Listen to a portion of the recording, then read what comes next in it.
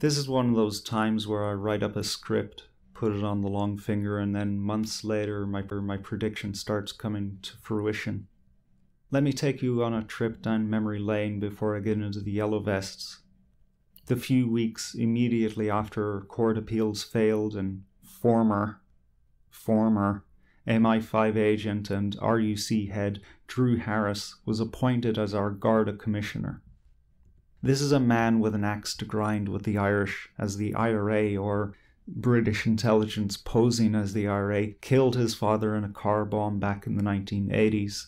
He was heavily involved with what is now known as collusion, the training, arming and otherwise facilitating loyalist gangs to murder Catholic civilians. He also recently served on the Historical Inquiries Team, a unit of the Northern Irish Police tasked with investigating cases involving the unlawful killing of civilians and other crimes by the state during the so-called Troubles, and then writing up reports on those cases with the intention of those documents being used in court in the commission of justice. Agent Harris had the final say on the contents of all of those documents. At his very first press conference as Garda Commissioner, he said all he could to assuage the fears of the public over his conflicts of interest, and then went on to say that the greatest threat against the state is dissident Republicans. Why there wasn't uproar over this clearly myopic, prejudiced, and groundless claim is beyond my fucking comprehension. I expected at least someone in the mainstream or alternative media to call this statement out as delusional, as there is no such thing as dissident Republicans in Ireland anymore. Do you know any? I don't. Can you think of any other greater threats to Ireland right now? I certainly can. The deeper truth of this matter is that Agent Harris wasn't lying. Sure, there are no dissident Republicans right now, but he's going to make sure that there are pretty soon. All to not only legitimize his job, but to fit into a wider globalist scheme. My predictions from just a few months ago was this: a socialist revolution is coming our way. With the rise of the Yellow Vest movement and the reaction of ordinary Irish people to it, I'd say my unpublished prediction is about to come to fruition. Only weeks after Agent Harris's appointment, several armed riot Gardaí donning balaclavas surrounded a building in Dublin city centre, protecting a private security force who were also in balaclavas as they evicted some tenants and squatters.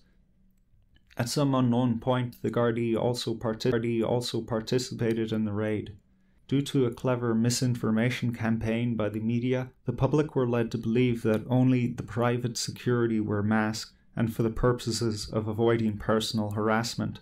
Yet photographs and footage abounds of Gardaí who were completely unidentifiable except for a tiny badge on their shoulders facing upwards with a reg number on it, which you'd have to get within 2 foot at least in order to see. If you look back at the incident, you'll see these officers were in no way approachable in order to be later identified if they were to act inappropriately.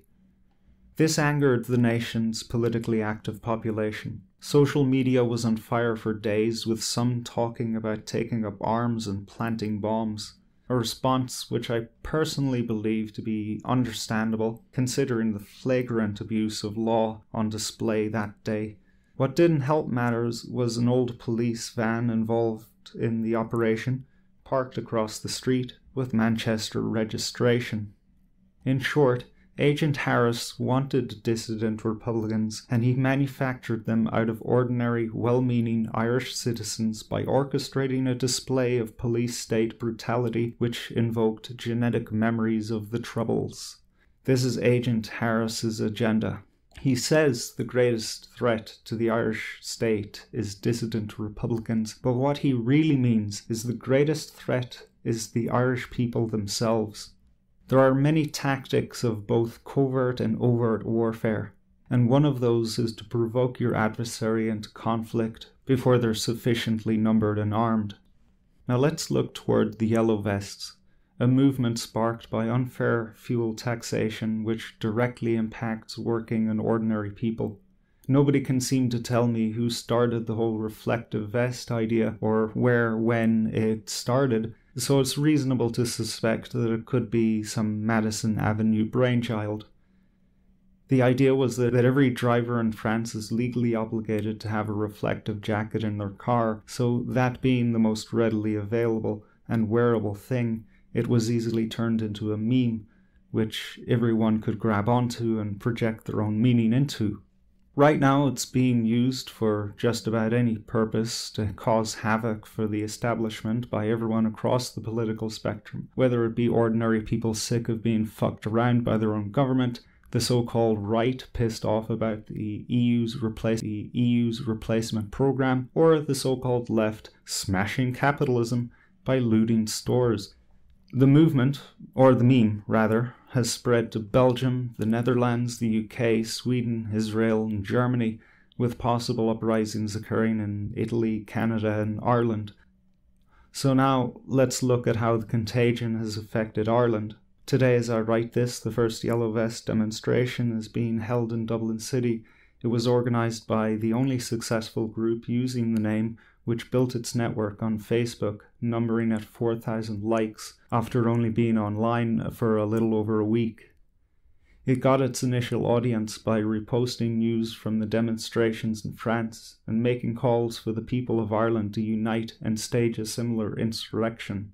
Judging by my Facebook feed, which is 90% family and actual real-life friends, this uprising is very popular amongst the Irish, as many of the youngest people who never once said anything vaguely political in real life or in a Facebook update are now sharing these news stories. Many of them have liked the popular Yellow Vest page too. It seems this is spreading like a flu across the continent. This Facebook page has mysterious administrators behind it. On the surface, they are calling for people of all political persuasions to unite and complain about a substantial list of problems facing our population. They claim to be a mix of left and right, but an astute commentator once said the only admin they see posting are right-wing ones. A few videos and other propaganda pieces by People Before Profit and other subversive Trotskyite elements was posted, but a healthy majority of commenters shouted those posts down. There appears to be a media war afoot between the left alternative media and the right alternative media, whether the Yellow Vests is a right-wing movement being hijacked by the left or a left-wing movement being hijacked by the right, though this battle seems to be confined to the imaginations of said groups. Objective analysis certainly shows a broad intersection of left and right, with a few regions explicitly nationalist, such as in England. And herein lies the problem. On the 11th of December, a Frenchman going by the name Roman Light put out a video in English which reached 500,000 views, effectively speaking on behalf of the Yellow Vests, heralding a new movement, which is really an old movement, direct democracy, or citizens' referendum initiative, or as it's called in France, Oui to Ric, or RIC, not quite sure which. Direct democracy is a pipe dream that's been floating around for a while now. The idea that the average person should concern themselves with decisions made not only in their locality, but in the entire nation. It's an initiative favoured by the newly formed governments of Latin America. We had a joke of our own direct democracy here in Dublin, Ireland, called the Citizens' Assembly, which it deserves an article all by itself. That abomination resulted in a volley of planned referenda where almost in the middle of starting with the article guaranteeing a child's equal right to life being removed. This is what's popular with the majority of Yellow Vests and the aspiring Irish Yellow Vests. The cannibalizing of our constitutions, or rather, the driving of our constitutions into redundancy by constantly altering them. The problem is that the people, throughout the entire world, it seems, no longer have faith in representative democracy. Many countries, particularly our own, have been in decades-long political and social apathy. We've been living for generations with the knowledge and feeling our governments are simply there to stop things from exploding and just siphon off our wealth, and we're right.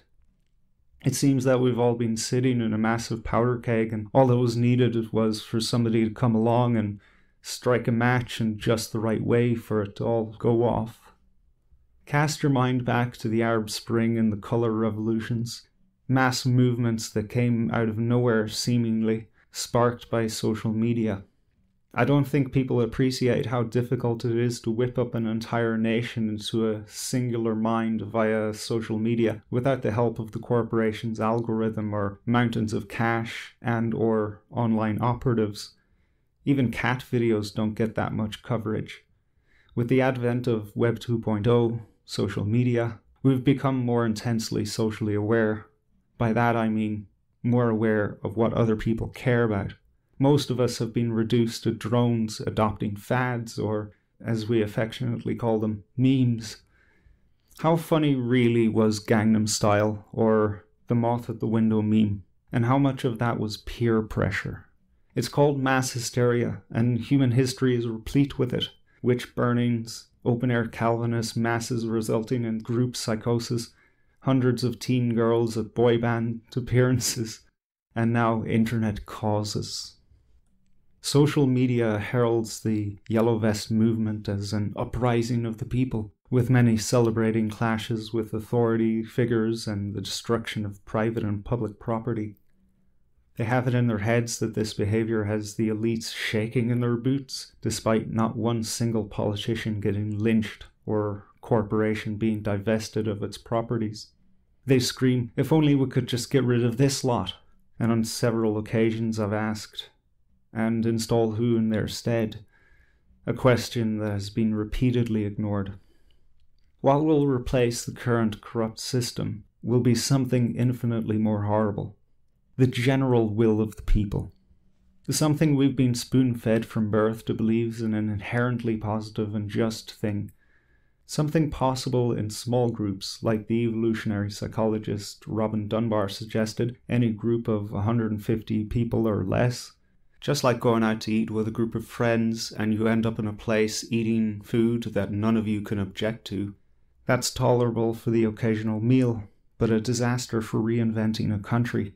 Maybe you and most of your friends are weak-willed or so divided over where you don't want to eat that one of you has to step up and make an executive decision, something communists are well known for throughout history after pretty much every revolution. I can see that happening to Ireland as the majority of us are socialists already. This was a long and rambly post, but these things needed to be said by someone. At the very least, aid in our civilization's autopsy after the fact. Someone very clever, with plenty of resources, and working with millennia of experience of population control, has set a very dangerous thing in motion here. Likely they'll get what they want out of it, but we always have a chance to steer the boat in our favour if we're honest about the hand we're being dealt and play it properly. The people of Ireland are ready for a solution to the nightmare which is our history. Whose solution will they enact? An off-the-cuff addendum here, folks. One thing I can agree with when it comes to the Yellow Vests is that if we don't like our governments and politicians, then maybe we should just do their job for them, and then they will become redundant naturally. That's how things work. People set up their own governments and then refuse to listen to other governments. Governments do not have some kind of magical power over geographical areas. There has been many times in history when different governments have claimed sovereignty over the same area. I see these protesters, particularly in France and all across Europe, and I wonder to myself, if people have all of this spare time on their hands and all this energy to fight with police and say farmers organized to come along to some kind of government building, I don't know the details exactly, but spray manure on it from a tanker. Surely those same people, those thousands of people can come together, work for themselves and each other, and create a completely different world in the matter of a week, and put these crooked politicians and their institutions out of business. Why are we not doing that? Why do we fetishize protest, demonstration, and riot? Who put that in our heads, that that was a good thing, that that's how you get things done?